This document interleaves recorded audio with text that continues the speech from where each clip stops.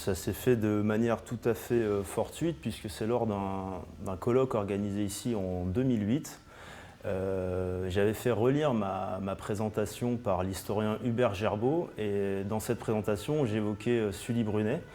Et il m'a suggéré de parler d'un Furcy, un esclave qui était retenu en esclavage illégalement. Et lors de ma présentation, à l'issue, Sue Peabody, qui était également une des participantes, est venue me voir et m'a posé des questions sur Furcy. Et puis, en gros, mon intérêt pour le personnage est parti de là. Moi, je suis spécialisé en histoire du droit, donc il y a beaucoup de questions juridiques qui concernent Furcy.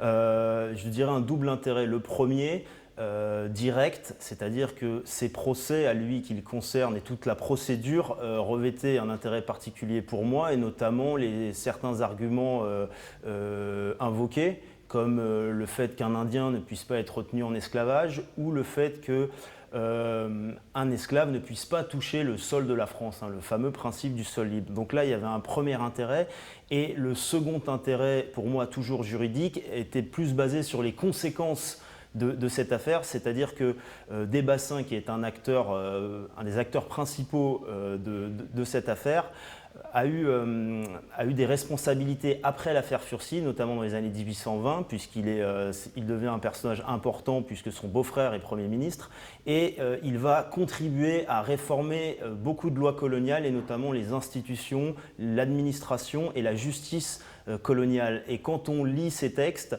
on perçoit que Desbassins essaie d'éviter les erreurs, les problèmes qu'il a rencontrés pendant l'affaire Furcy dans cette nouvelle législation lorsqu'il a l'occasion de la modifier lui-même. Initialement, j'ai commencé mes recherches sur Furcy aux Archives nationales d'Aix-en-Provence, où je faisais mes études. Donc j'ai commencé par consulter les références d'Hubert Gerbeau, puis de fil en aiguille, j'ai trouvé d'autres documents qui n'avaient pas été vraiment utilisés et qui concernaient Furcy. Et un peu plus tard, en 2009, j'ai pu enfin consulter le fameux dossier Furcy ici aux archives départementales. Donc c'est principalement sur des archives, un peu de jurisprudence aussi, puisque ensuite les procès arrivent en métropole, si je puis dire.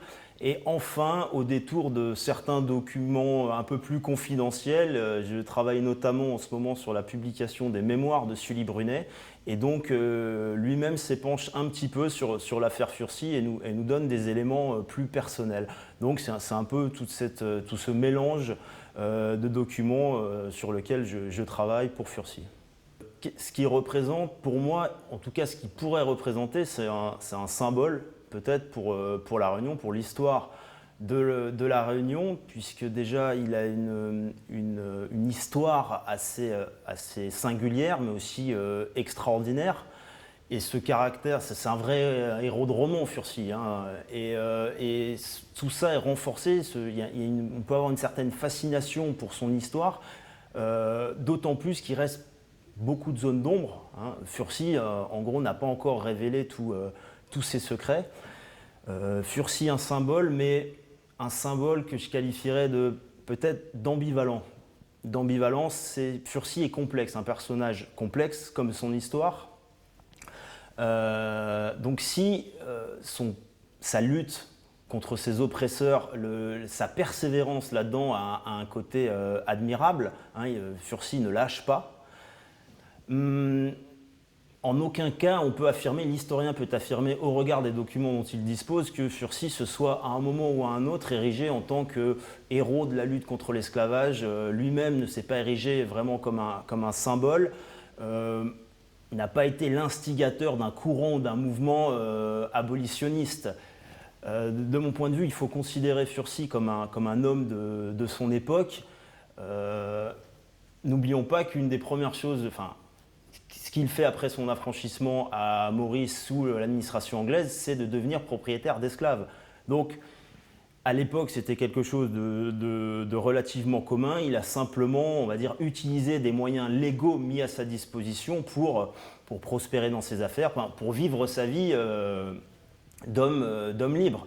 Et moi-même, j'ai une ancêtre, Olive Glénac, qui a été esclave, qui a été affranchie et qui est devenu après propriétaire d'esclaves. Il y a peut-être d'autres membres de ma famille qui sont dans ce cas-là, et je pense qu'il y a beaucoup de Réunionnais qui sont dans ce cas-là, c'est-à-dire d'être descendants d'esclaves, mais aussi descendants de propriétaires d'esclaves, qui soient blancs ou non blancs. Et donc Furcy, cet homme qui est indien, qui parfois est noir, qui aurait peut-être un père blanc, et ben peut-être que c'est un véritable symbole de la Réunion, mais un symbole dans toute sa complexité et dans toute son ambivalence.